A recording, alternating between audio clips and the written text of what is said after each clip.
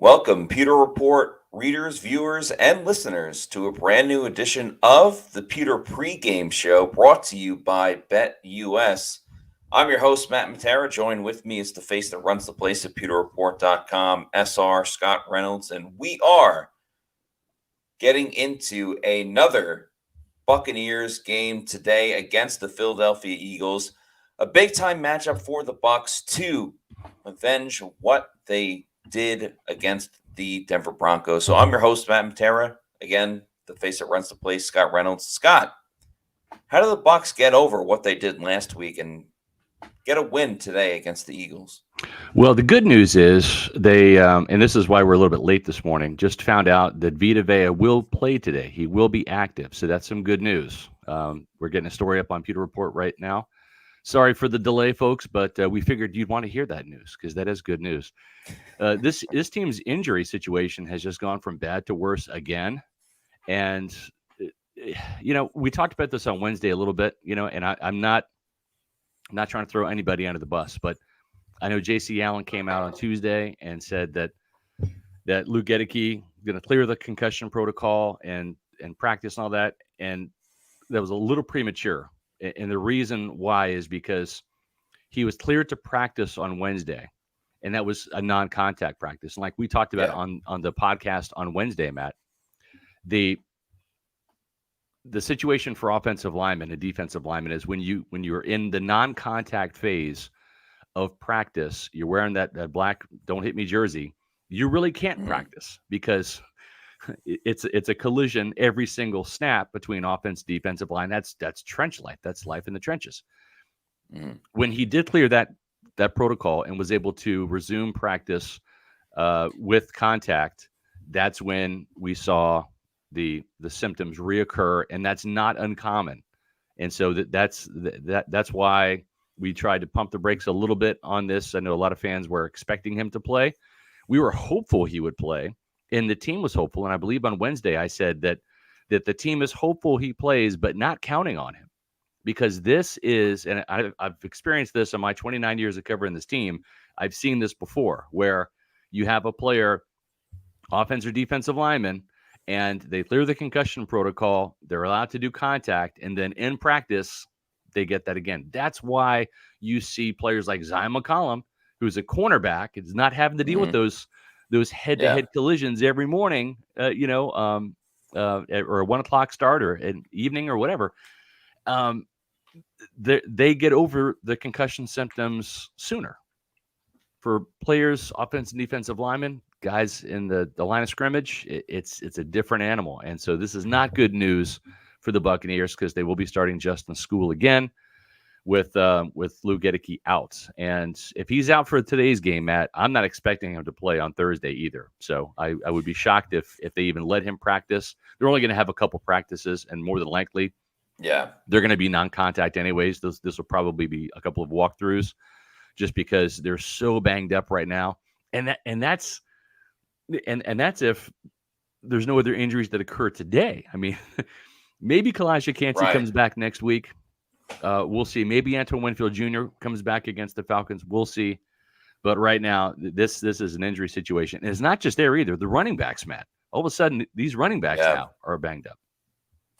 Yeah, it's very unfortunate about Luke Gedeke, especially because he practiced all week for the most part. So it's like, all right, you see him out there, you see him running, jumping, whatever the case may be, and you think, all right, he's going to play, he's good to go. But as we all just detailed, he unfortunately isn't able to play. And yes, Rachaad White was the other surprising, crazy type of situation where he's questionable now with an illness. And I mean, I hate to say it, but I don't know how Bucs fans necessarily feel about this because everybody's clamoring for Bucky Irving. And it's terrible to say about Rachaad White, but I don't think Bucs fans will be upset if Rachaad White doesn't play in this game because it means more Bucky Irving. So, I mean, the Bucs have to figure out their run game. They have to figure out what they're doing really as an offense because they only scored 7 points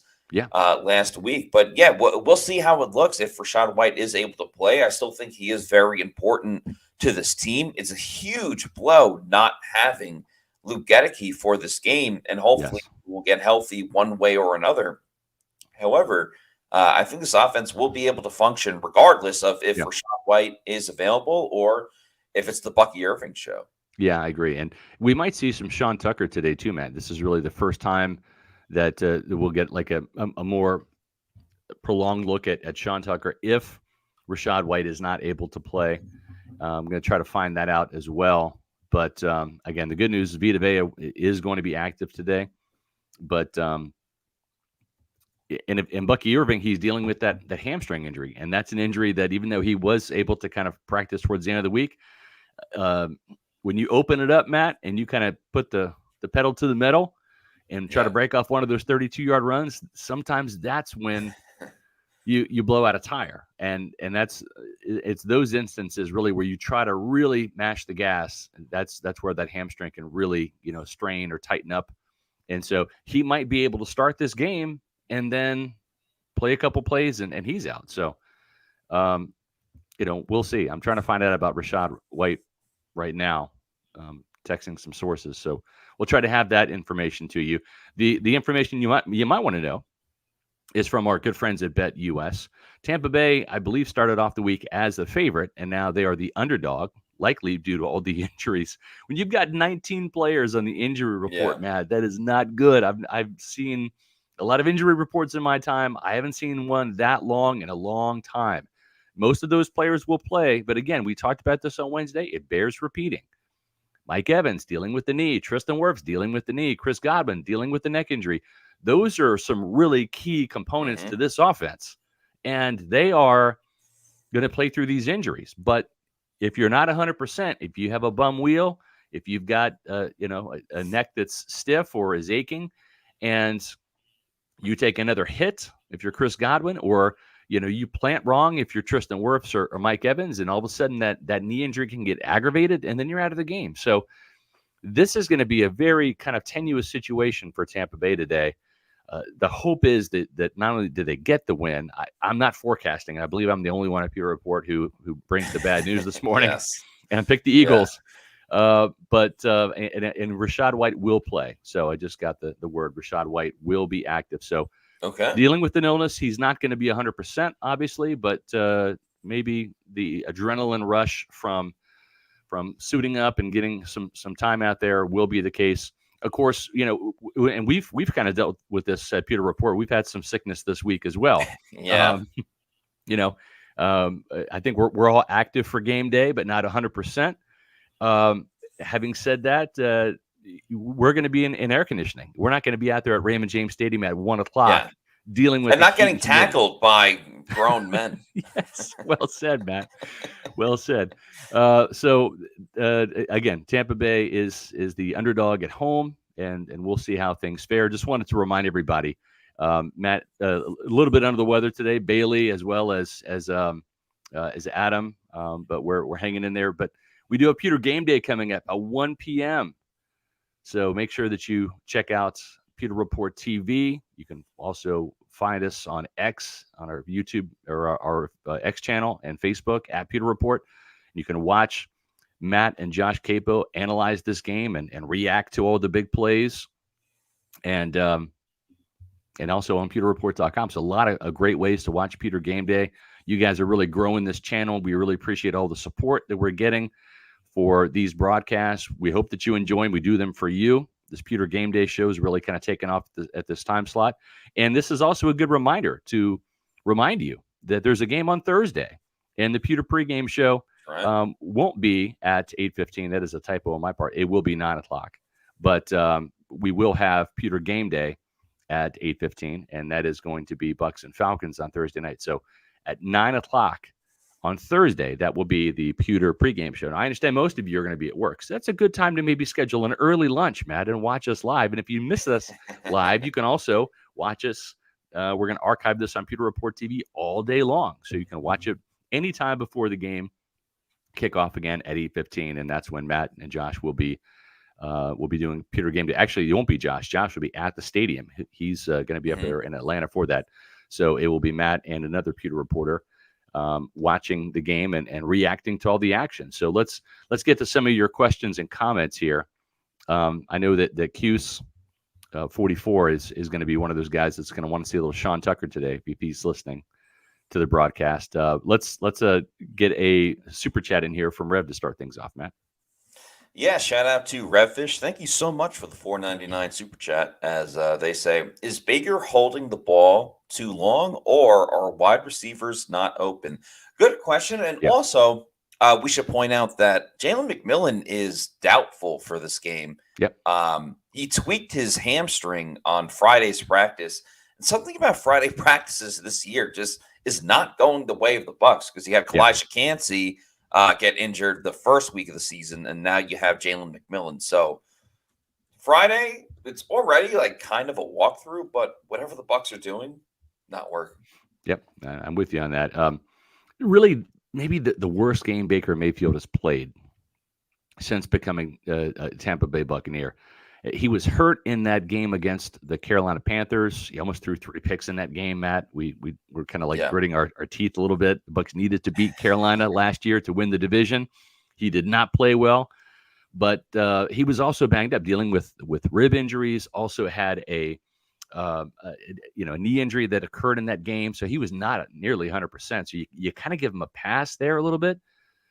And he's had some games where go back to the Panthers game last year, the Falcons game, he completed less than 50% of his passes, but he did enough to win those games. So you kind of give him credit for that. But he just wasn't seeing the field well. He was feeling some phantom pressure. He was escaping the pocket too early, trying to be Houdini, as you like to say, Matt, and run around and make plays. And you can't make a living doing that. You just can't. You're a quarterback. You got to beat teams with your arm and not your legs. So, I feel like he was never in rhythm. He got spooked in the pocket, and hopefully he can be a little bit more under composure or calm, cool, collected, composed today. Hang in the pocket a little bit more and find those receivers, because they were open last week. I think Liam Cohen said it best when he was on Zoom because the hurricane and everything, and when he was talking about Baker's game last week, he said Baker was sped up. Everything he did was like a little bit too quick, and that's exactly you go right. back and you watch it, and it makes like 100% sense in terms of what Baker Mayfield was doing. Baker's always been a chip on his shoulder guy. That's not a secret to anybody there or here. But the fact that he played so poorly last game, he's like grinding his teeth, ready to go for this game specifically, especially against an Eagles team where, yes, they did eliminate in the playoffs last year, but people still hold the Eagles in very much in high regard. So I'm sure a lot of people have picked the Eagles to beat the Buccaneers in this game. This is the type of bounce back game that Baker Mayfield, I think, is looking for, and maybe people don't expect it, but this is what Baker Mayfield does. Yeah, no, I think you're exactly right. I expect the Bucs to play better today. I just don't know if they have enough horses to get the job done and win this race. That's the thing. If this was a full strength Buccaneer team, I'd have no problem picking the Buccaneers over the Philadelphia Eagles. But they're just more banged up. Now, I know the Eagles are going to be missing some key players, and we're going to go over those right now. I would not call him a key player because he's hardly played for them. As a matter of fact, he's had a terrible start to his 6th year in the league. Talking about Devin White. There's not going to be a revenge game for Devin White. He is inactive today for personal reasons. So Devin White wanted so bad to be an Eagle, and it's not going so well. Boo, wah. Sorry, Devin. You're not going to have your revenge today. You're going to be inactive. So I don't know. Listen, I'm not trying to make it personal. I just don't like players. Sounds that kind personal. It is a little bit. I don't have a lot of respect for players that quit and loaf and that think that they're better than they are. And that's what this guy turned into. He started off a really good, promising player, helped the Bucs win a Super Bowl, not taking anything away from his rookie or the 2020 season. I'm not. I mean, we forecasted him to the Buccaneers. He was the Bucs' best bet. We had him in our mock drafts, in 4 out of the 5 mock drafts back in 2019. So we were all in on Devin White, and he changed. He got the big head. He wanted the big contract, and he changed. And that that mentality affected his play on the field. He started making business decisions for himself that were not in the best interest of this team. And, I have a hard time rooting for guys like that are self-destructive, that don't get it. And he's had plenty of people that I know of that have tried to reach this guy and get him to get it. And he just doesn't get it. And so at some point in time, you just got to, wash your hands of the situation and say, okay, you get what you deserve, man. As John Gruden would say, it's one thing I appreciate about Coach is he was a pretty accountable dude. You get what you deserve in this league, and Devin's getting what he deserves today. So he will not be a factor today. As I don't know if he made the trip even. He's inactive for personal reasons, man. Yeah, I mean, I'm not going to sit here and just continue to, pile on a guy that is clearly having a career crisis based on what's going on with the Philadelphia Eagles. Well said. Yeah. So it didn't work out. I think we can all point to certain moments after the Super Bowl when he got his own, not TV show, but his own show with the Buccaneers, and you could see when the ego immediately went to his head, like after the Super Bowl. But again, I'm not going to pile on a guy that still means a lot to the Buccaneers organization, whether we're talking about Todd Bowles or the fact that they won a Super Bowl. So I hope it works out for Devin, but it's not going to work out today because he's not playing in the game. And thank you to Paul, aka Florida Dreamhouse, for gifting a Pewter Report membership. That is mighty, mighty kind of you. Yes. And we greatly appreciate it. So thank you, Paul, a.k.a. Florida Dreamhouse. Also, we have a $5 super chat. We actually have an earlier super chat from Q's. Oh, we do, yeah. 44. Thank you, Q's 44, for this $2 super chat, who says, K-State looking good, Scott. Scott, I have to say, on Pewter Picks and Props, my first college football pick was Kansas State -5, and they didn't just cover. They mopped the floor with their opponent. So shout out to you in Kansas State. Well, I appreciate that. I was too much of a chicken, to do any betting today. I lost $400 last week, Matt. I bet heavy on K-State against BYU, and I bet heavy on the Bucs versus the Broncos, and I scared myself. I was not going to, I wasn't going to lose yesterday, Matt. I wasn't going to lose today either. So I've got no bets on any of these games. Taking a week off for my mental health and my wallet. So, but yeah, if you have not watched Matt's Pewter Picks and Props show for college and pro, make sure you do that every Friday, and you can catch it on Saturday too, and you can catch it right now before the game starts. And the thing to do is, once you do that, we ask that you go to BetUS, which is the title sponsor of this show, and place your bets. And here's the cool thing: they're going to give you 125% bonus on your first 3 deposits. And that's a phenomenal deal. It's not just on your initial deposit. It's your first 3 deposits. Plus, you get 10% gambler's insurance. All you have to do is use the promo code Pewter. That's PEWTER when you sign up. And listen, folks, they're our new partner. They've been in the business for 30 years. So we feel like we've leveled up with BetUS. They have fast payouts, great in-game props, and live betting as well. So make sure that you sign up for BetUS. And I was giving away some T-shirts. I'll try to find some more. But and we appreciate everybody who has signed up and got those free Pewter Report T-shirts. And it's a great site. I lost a lot of money on there last week, so they love me. Maybe I'll have better luck next week once I get my balls back, Matt. We do have a super chat to get to. Thanks to Paul Connor for this $5 super chat, who says, "What's the word on McMillan and Vita? And who you all think the factor for the Bucs will be today?" The factor should be Baker Mayfield. This feels like, to me, Matt, and we're going to get into the matchups to watch here in just a second. But to me, Baker Mayfield really has to put this team on his back a little bit, and the Eagles are going to score some points. Saquon Barkley, I think, is going to have a day today, and whether it's catching the ball on screens, whether it's running the ball. He is their offense, and the Buccaneers are shorthanded right now in defense, even though Vita Vea is coming back. They don't have Elijah Cansey, and they don't have Antoine Winfield Jr., which hurts in a lot of ways. He is the turnover Yeah. machine. He's also a blitzer. He's also a sure tackler. He's also good in coverage. I mean, he's their best player on defense, and they've been without him since the Commanders game. So I think Baker Mayfield has to be the factor today. He's got to have one of those like 3 touchdown days. He's got to be the point producer. What say you, Matt?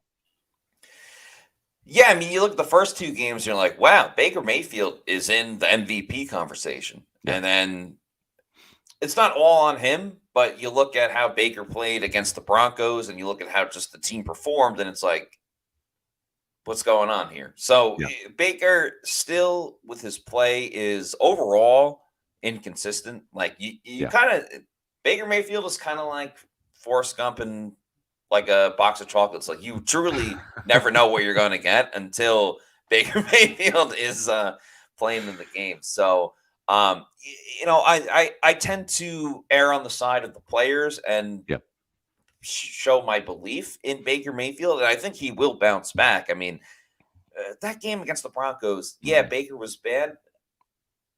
Everyone was bad, and like you can't play that terribly 2 weeks in a row. You hope not. If he does, they're going to lose for sure. So let's get to this. So let's do the super chat first here, Matt, and we'll go to our shout out to Bucs Basement. Thank you for the $4.99 super chat. Who says, "I hope Todd Bowles realizes if he continues to trot out that swinging door school, it's his job on the line. Dungy got fired, and he was leagues better than Todd." So, first of all, what are you going to do? If Luke Gedeke's not playing, you only have so many options at offensive tackle and the offensive line. I mean, you go across the league, and I think many people would be in the same boat that Todd Bowles is. Yes. But if they don't win, then ultimately that will end up doing in Todd Bowles.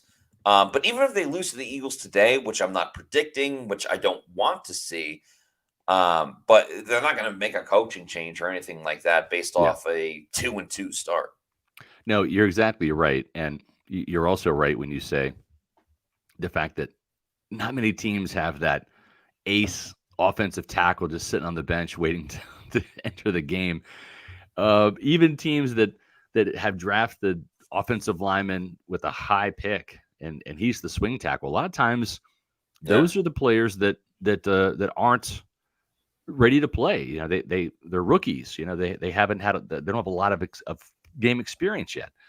So it's not an enviable position, but if he's the guy they're trotting out there, then they feel better about him than Robert Hainsey, who would be the backup plan. Yeah. And again, School didn't play that bad last week. Baker Mayfield ran into a couple of sacks in his direction, trying to bail the pocket too soon. So he's not ideal.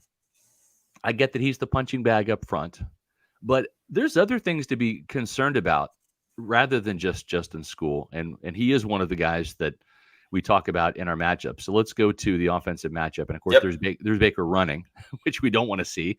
We want to see him throwing the ball, but that's the graphic because that was kind of how he's been playing quarterback these last 2 weeks, thinking he's Lamar Jackson or Jaden Daniels or something. But hey, it's great when it works, but when it doesn't, it doesn't. It's a sack. So Cody Mauch versus Jalen Carter. I mean, to me, I'm more concerned about this matchup, Matt, than I am about any others because Jalen Carter, when he's on, he is an absolute game wrecker. And he had a phenomenal game last week against Derek Carr and the Saints and that Saints offensive line. Oh, and by the way, Matt, he's from down the road in Apopka, just off 5-4. So this is going to be a homecoming for Jalen Carter.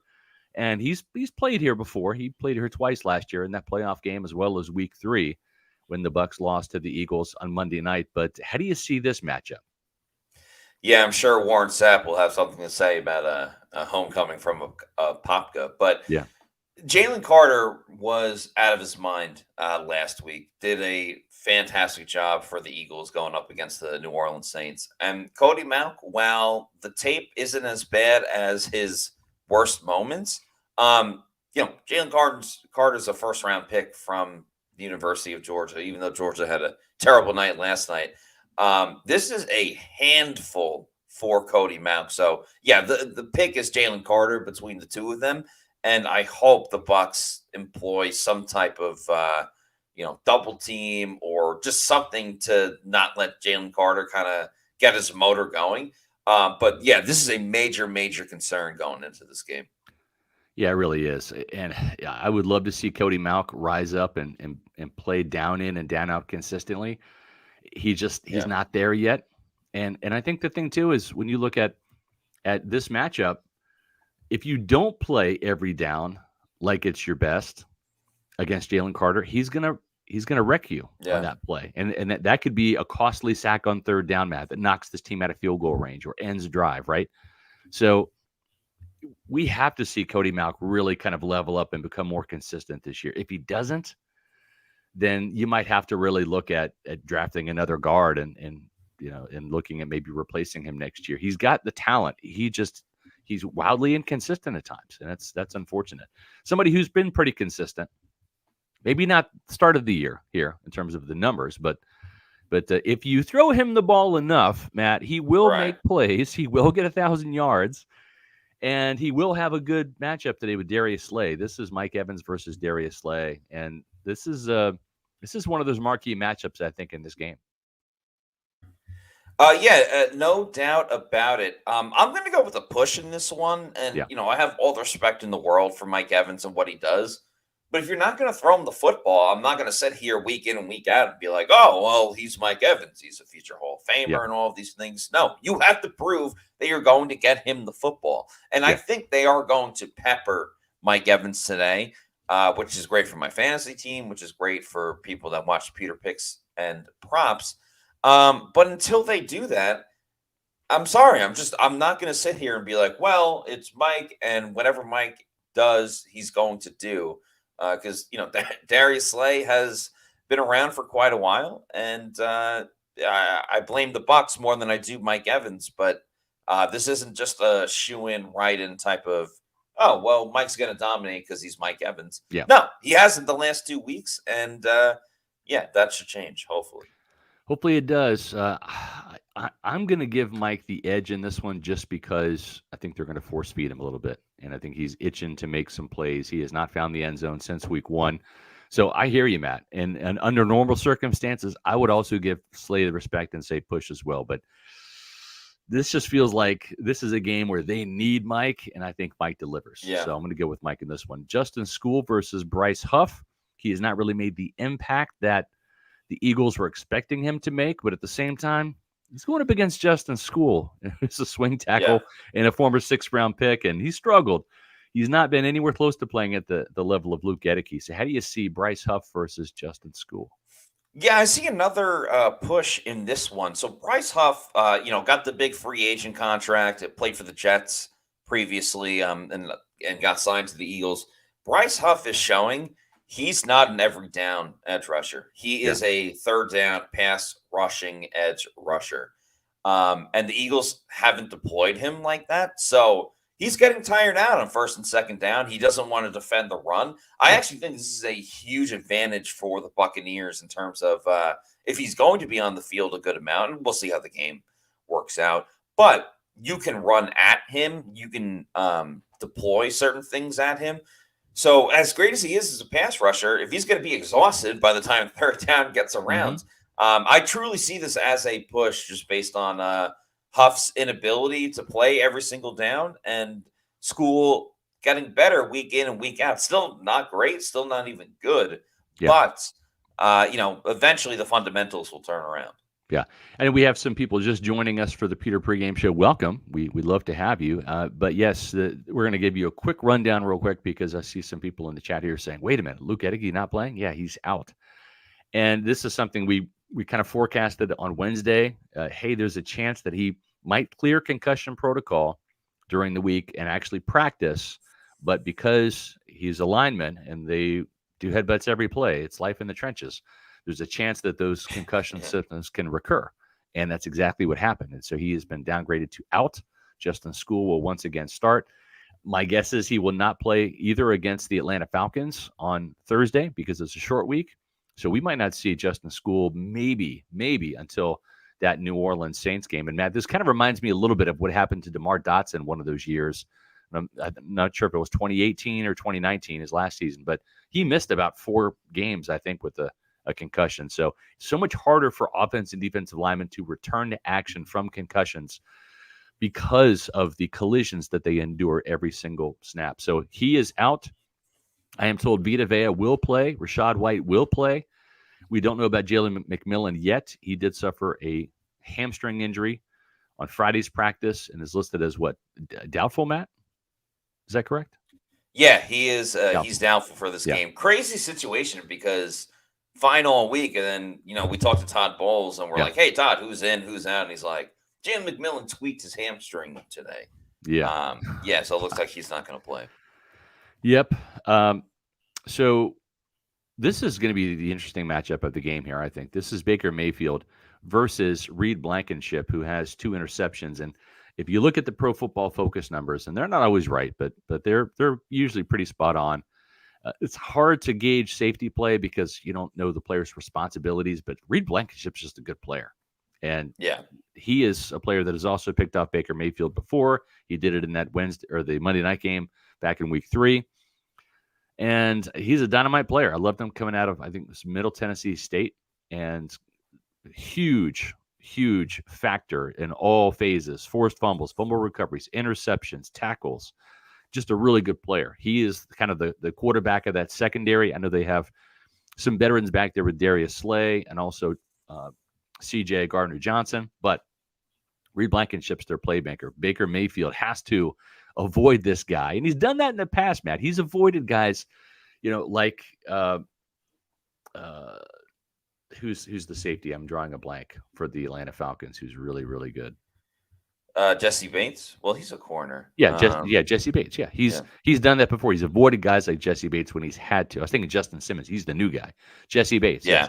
So he's done this before. He's avoided throwing in that guy's direction and found other open players. And maybe that's the thing today too, is throw away from Reed Blankenship. I look at this as a bounce back game for Baker Mayfield. Nothing against Reed Blankenship. I agree with everything you said. He is a really good cornerback, and specifically for the Eagles, who have had their issues in the secondary. But if Baker wants to show that he's $100 million man, well, then you have to prove that you can step up after having a bad performance. Because even $100 million quarterbacks, have bad performances, but it's how you respond, which I think Bucs fans will be most intrigued about. And I believe he will do so. So I'll take Baker Mayfield.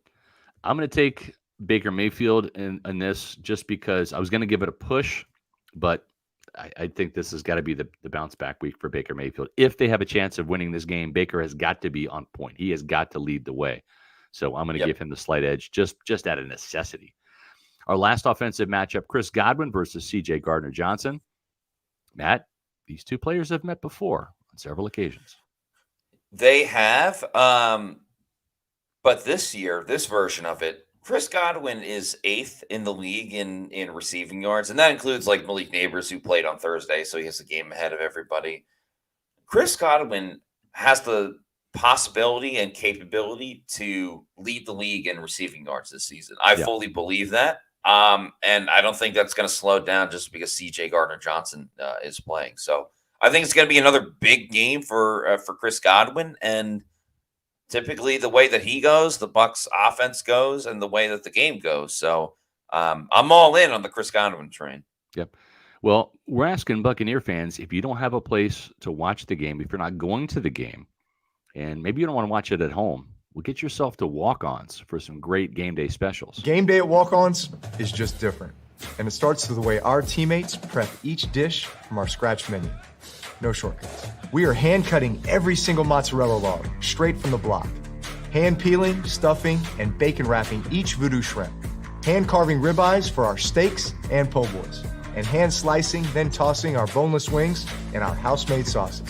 With wall-to-wall TVs and food like this, why would you want to watch anywhere else? That's game day. The Walk-Ons way.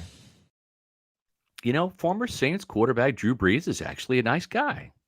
Co-owner of Walk-Ons, gives Pewter Report, a Buccaneer website and media company, some advertising dollars. Gave the Buccaneers a win by throwing an interception on his last NFL pass to Mike Edwards in that 2020 NFC divisional playoff game, which Tampa Bay won en route to the Super Bowl. So, heck of a nice guy. Well, I'll tell you what, folks. Game day specials are on Saturdays and Sundays at Walk-Ons. $4.49 pints of Michelob Ultra, Bud Light, and Budweiser 22-ounce pours for $5.99. Heineken Silver 12-ounce cans, $5. That's hard to beat. And $5 neutrals, assorted flavors. And the fun just doesn't end today. It's the start of the week. You got happy hour from 3 p.m. to close tomorrow. Hopefully it's a Victory Monday. And then, of course, happy hours all day on Tuesday, including $5 Tito's. So you can get $3 happy hour pours, $3.99 domestic pints, $4 house wines, $5.49 22-ounce domestic drafts, and several starters starting at $6. It's hard to beat Walk-Ons, folks, especially early in the week, Monday, 3 p.m. to close, Tuesday all day. And they have 2 happy hours on Wednesdays and Thursdays. And then they end the week with a happy hour on Friday, 3 to 6. Make sure you're watching your football at Walk-Ons. Football, food, and fun. It doesn't get any better than Walk-Ons.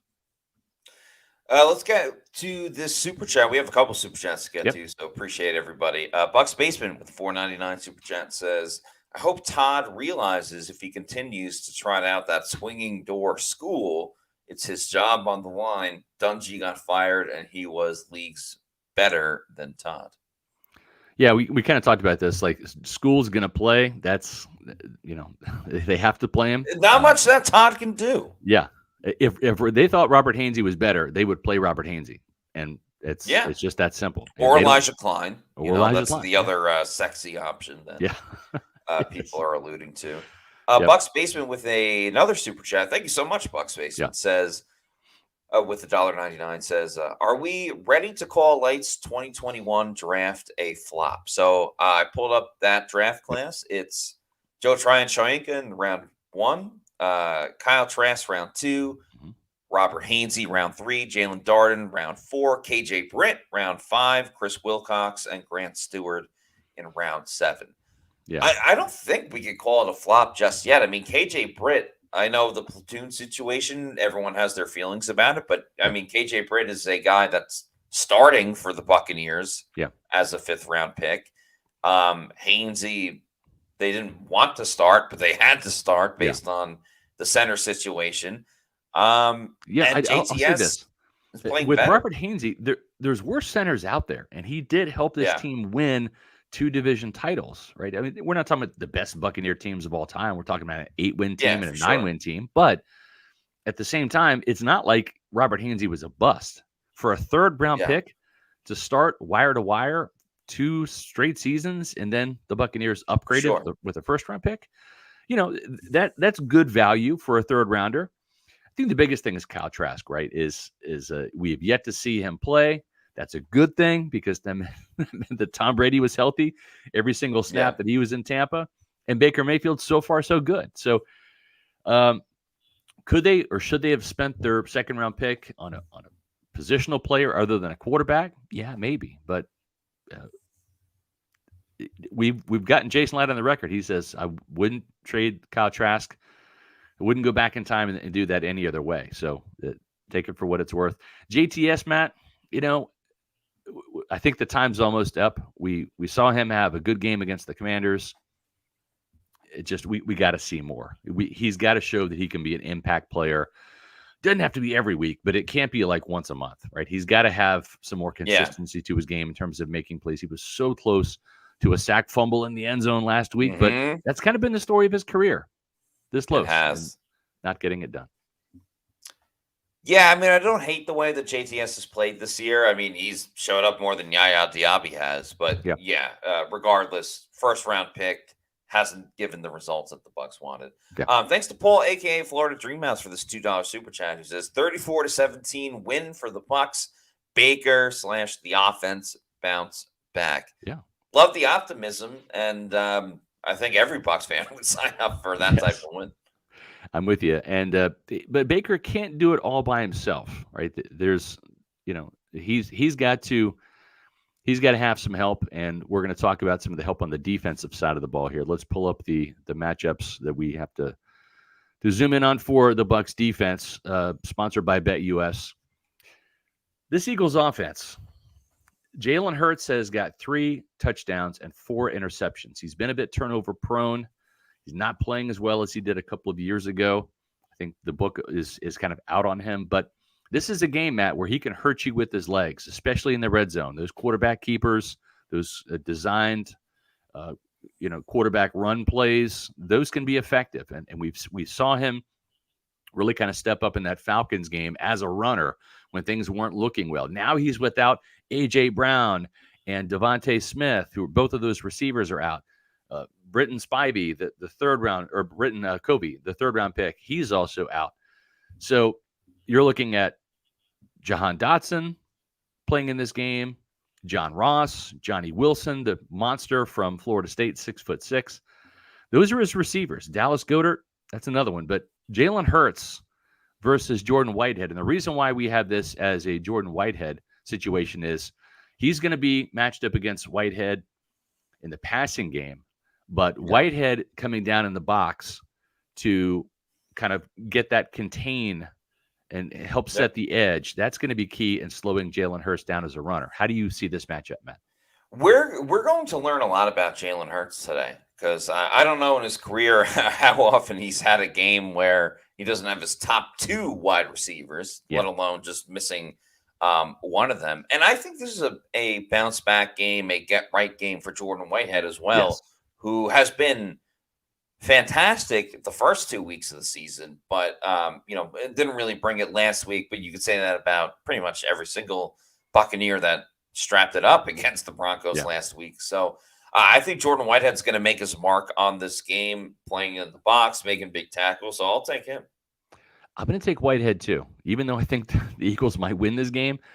It's going to be because of Saquon Barkley, not so much Jalen Hurts. But I think Jalen Hurts, he can hurt you on third downs with those run-pass options. But I like Whitehead in a bounce-back game because he did not play well at all against the Broncos. Somebody who needs a bounce-back game because he's not gotten to the quarterback just yet. He's gotten pressures, but sacks are better than pressures. Yaya Diaby versus the left tackle, Jordan Mailata.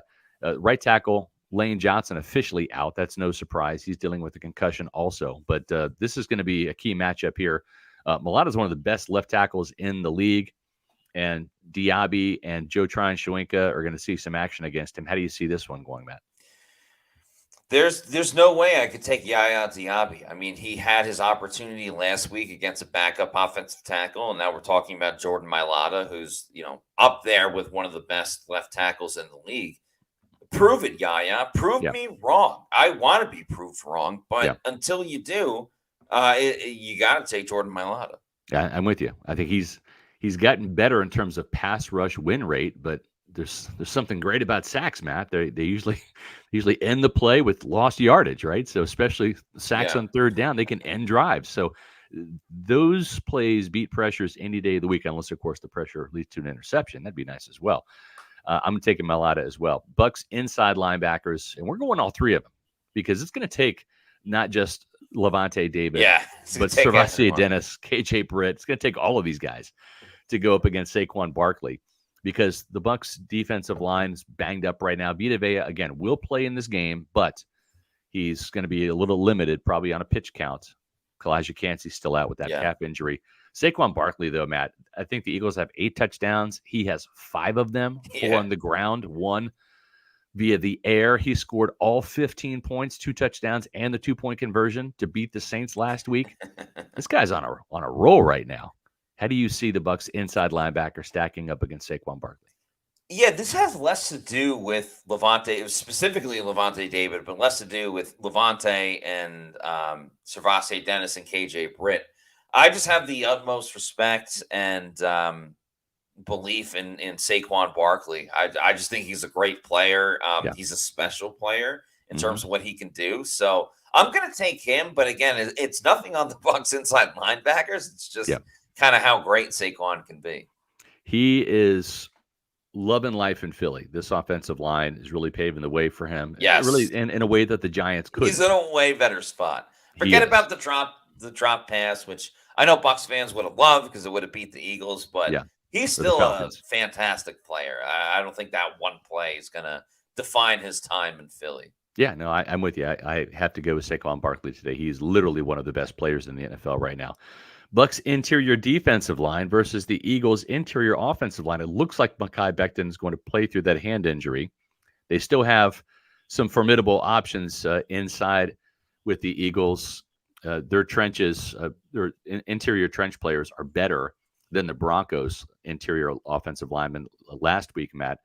And we're talking about guys like Landon Dickerson, the left guard. We talked about Mekhi Becton, the right guard, massive player.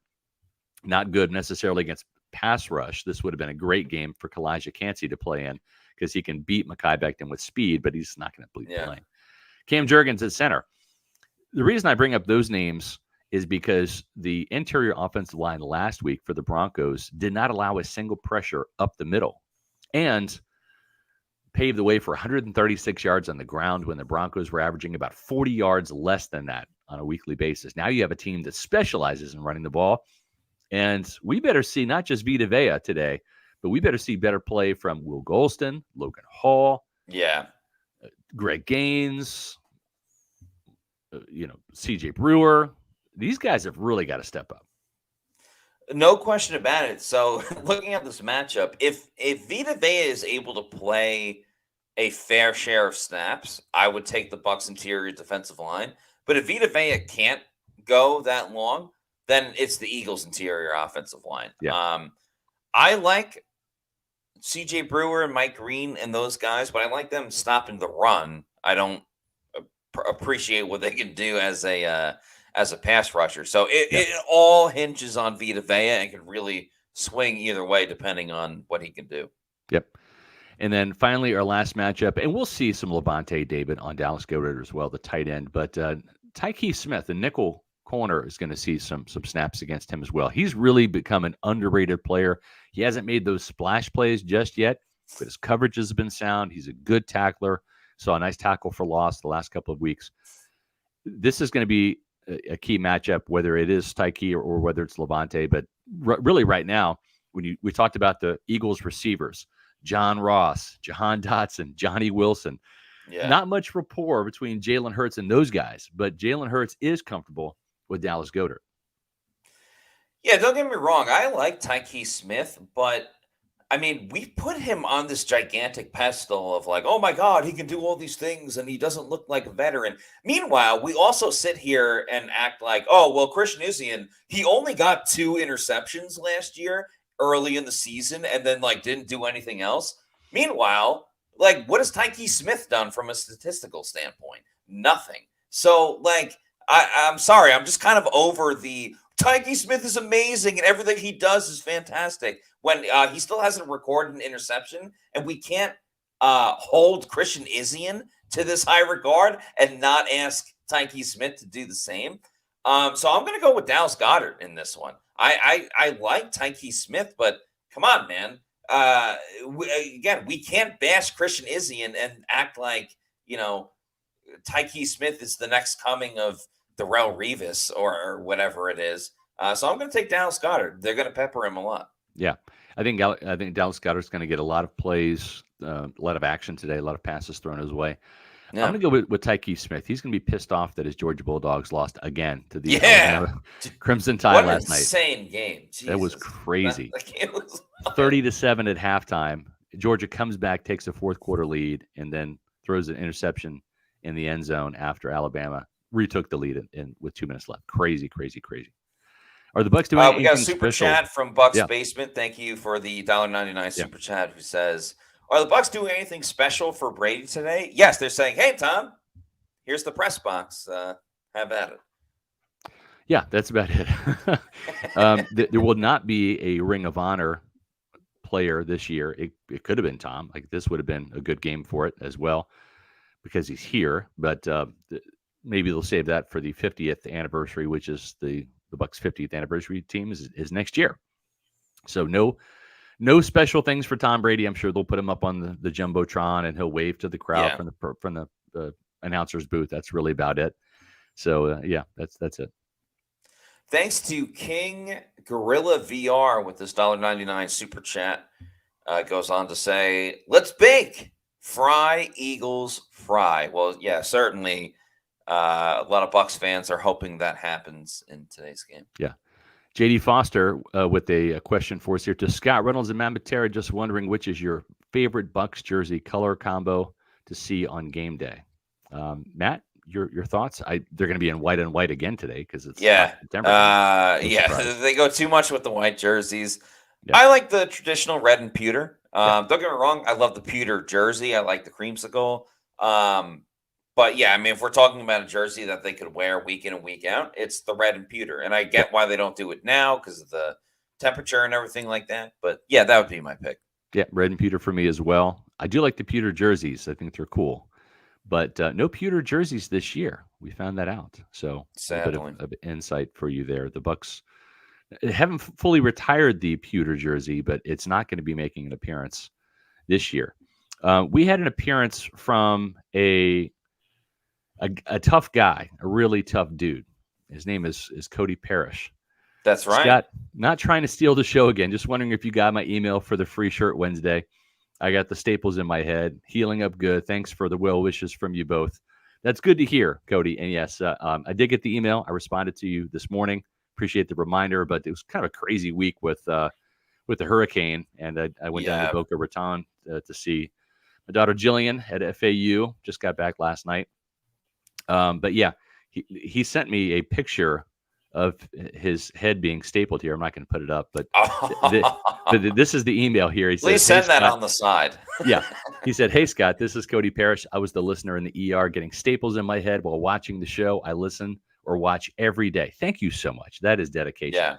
The doctor made me pause the show while he did the staples, but then I was right back on. Laugh out loud. I appreciate your shout out and generosity. I will proudly wear this Pewter Report shirt around if my wife doesn't steal it. I bleed red, and my staples are pewter. The Bucs are in my DNA. Let's go, Bucs. That's awesome. Man, you Cody, guys you're are the man. fantastic. You're the man. Yeah. Yep. So we got a shirt heading out your way this week. So look for that. That's pretty cool. And Cincy Kid, maybe trying to get things revved up today, Matt. Bucs need to be styling and profiling today. Woo! Go Bucs. That's right. If you want to hear more woos from Matt, you can do so in just a matter of hours because we have Pewter Game Day coming up. That's right. Pewter Game Day. 1 o'clock. Matt and Josh Capo will be having all of the action served up live for you guys right here on Pewter Report TV, in addition to streaming live on X and Facebook on our Pewter Report channels. And you can also check it out on pewterreport.com. So a lot of ways you can catch the show. And we always appreciate all of our Pewter Report TV channel members. And if you want to become a channel member and help us out, you can do that. You can show your support for Pewter Report by becoming a channel member. We have 4 different membership levels ranging from $3.99 to $24.99. Everybody gets loyalty badges and custom emojis. Now, yes, I do have to put some more emojis in for y'all to play with. But the Pewter Pro members get early access to videos. The Pewter Premier members and the Pewter Platinum members also get exclusive Q&A videos. Those are our Pewter Insider videos Fridays. Typically Friday afternoon. We had to kind of adjust the time last week, but typically at 1:30 on Fridays. And then, of course, we're going to be having 2 annual Pewter Platinum member meetups in Tampa, one after the season in Tampa, and then one during training camp next year. So it'll be really cool to meet some of you guys. We appreciate all the support. We're closing in on 100 subscribers I should say 100 channel members. We're almost at 16,000 subscribers for Pewter Report TV, which is our YouTube channel. And we greatly appreciate all the support. Love having you guys tune into the show at 9 o'clock. Remember, there will be a 9 o'clock show on Thursday for the Pewter pregame show, Bucs and Falcons on the short week. And then don't forget, after Pewter Game Day today, Matt and I will be doing Pewter postgame of a Pewter postgame podcast. I'll be at the stadium. Matt will be at the Matera residence, right here. As he always is, manning the live action for Pewter Game Day. So it's going to be a fun day of football. Hopefully the end result is exactly what Matt and Bailey and Josh and Adam forecast, and not me. I'd love to be wrong today, Matt. I am the only one to pick the Eagles, so hopefully I take the L. Yeah, I mean, you were the only one that took the Bucs to beat the Lions. So, yeah. Don't want to be right. Don't want to be right. You have today. a couple of things right there, but yeah, like you said, I hope we're talking about a Bucs win when we do the Pewter post game show. So that's going to do it for us on today's show. For Scott Reynolds, I'm Matt Matera saying thanks everybody for watching. We'll see you for the Pewter Game Day show, and we'll see you soon for another edition of the Pewter Report pregame show. Out. Out.